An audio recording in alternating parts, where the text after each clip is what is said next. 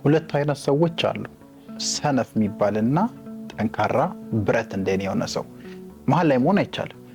ሰነፍ ለምንለው ሰው በህይወት ቻሌንጅ ብንሰጠው ውጣ ውረድ ብንሰጠው የሆነን ነገር ሶሉሽን አምጣ ብንለው ምን ሊያደርግ ይችላል? ላይክ በተለያየ መንገዱ ብትፈትሹት በህይወቱ ምንም አይነት ለውጥ ላያመጣ የሚችል በጣም ደካማ፣ በራሱ ላይ መቁረጥ ማይችል፣ መወሰን ማይችል፣ ዲሲፕሊን የሌለው ማለት ነው ሰነፍ ሰው። አንተ የትኛውን ትመርጣለህ?